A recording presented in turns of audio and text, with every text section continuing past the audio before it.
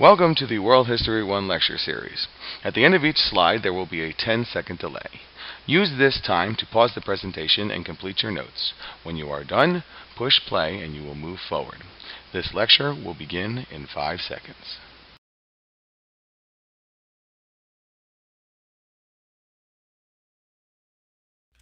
Welcome to World History 1 Lecture 9.1 on the Introduction to the Dark Ages. And where the heck are we in history? I mean, we know where we are geographically in history. We focused almost exclusively on the Mediterranean basin and the Middle East. And things were pretty straightforward.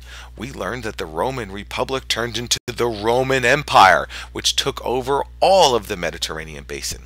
We then learned that the empire split in two, the Western Roman Empire and the Eastern Roman Empire.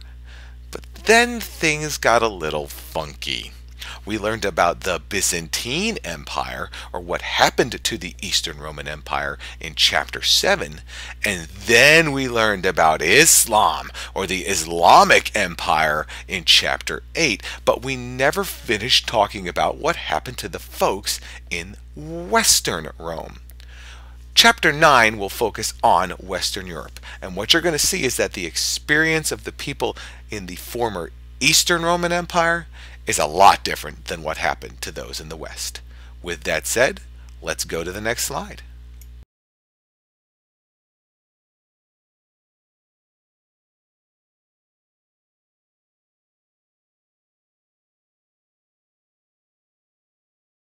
Let's talk about the Dark Age. The Dark Age is a period within the medieval era, which is an era that lasted from 500 to 1300 CE. In other words, the classical era ends at 500, the medieval era begins and lasts to 1300 CE, and the Dark Age is the first of two periods within the medieval era. But it's not that clear-cut, you see.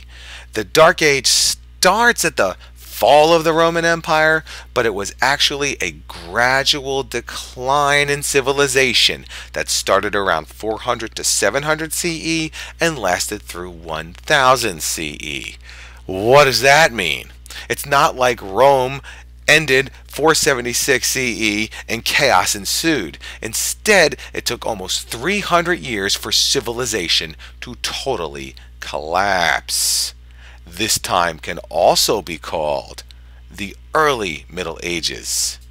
And if you haven't figured it out yet, there's a lot more of this coming up. Go to the next slide.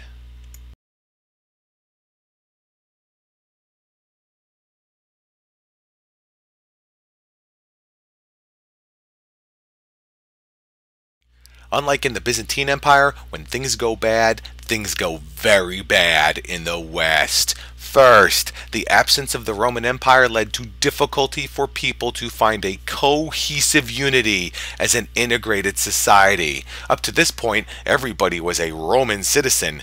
Now people don't know who they are, and there's nothing to bind all of these people together.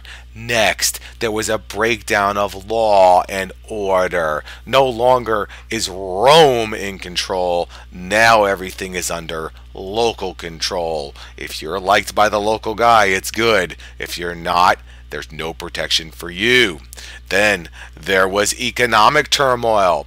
Trade was stifled or stopped altogether, and because of this, there was significant cultural decline, because without trade, there can be no cultural diffusion or exchanging of ideas. In other words, people stop moving from place to place because trade is slowed, ideas are slowed, and all of a sudden, people are living in isolated communities. Finally, there was a lack of institutional protection. There's no national government to protect the people, only protection by the local leader. Think of the movie The Purge. You are now on your own. Go to the next slide.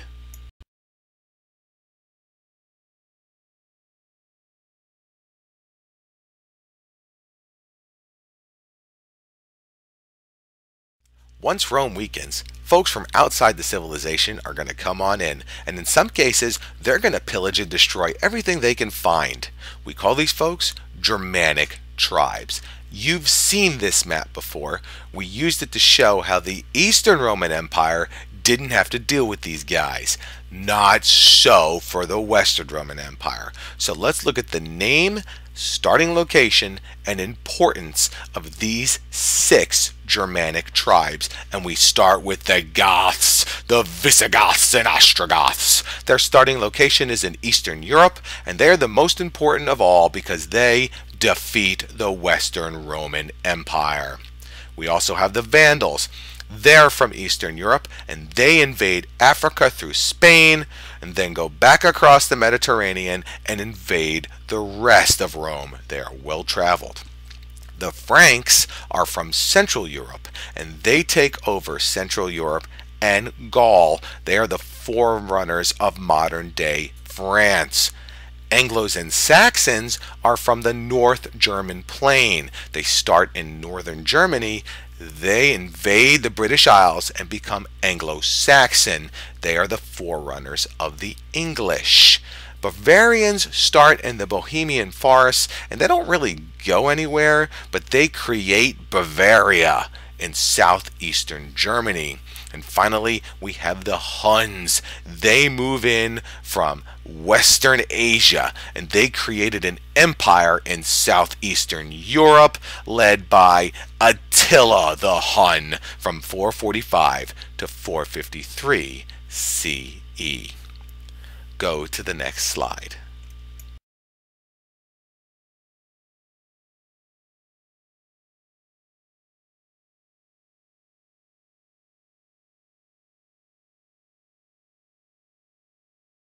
So what does it actually look like when it's the end of the world as you know it? Well, to do that, we need to figure out what it looked like before it all went down. So we're going to compare Romans versus Germanic tribes. We're going to see how the Romans did things, and then we're going to go see how the invaders did things on the next slide. Romans lived an urban life, or life in cities. Romans are social people. They all live together in large communities. And their loyalty was to Rome as led by an emperor. They are not loyal to a god. They are not loyal to a person. They are loyal to an idea, which is Rome, the empire. There were no laws of succession. That's a problem. Who got what when someone died? Nobody really knew. Every time somebody died of importance, we kind of had to figure it out. And there was an established legal system, the 12 tables. You knew if you were breaking the law, breaking the law. Let's go see what's going to happen after the fall of Rome. Go to the next slide.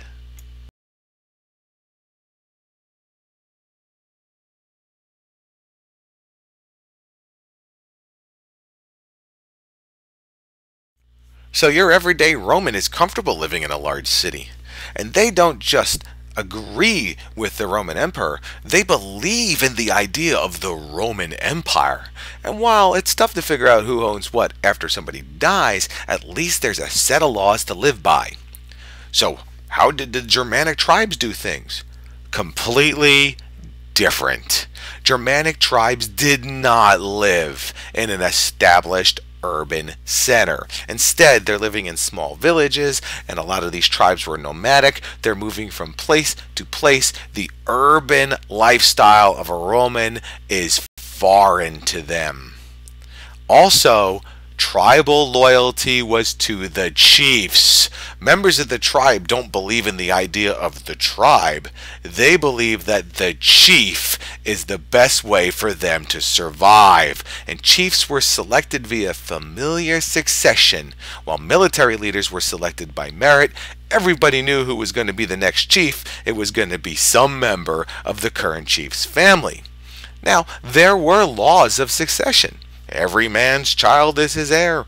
The laws set forth partition of property in complex situations. You see, because when you're in the middle of nowhere and there's not a lot of resources, everybody's got to know who gets what, or there's going to be a fight.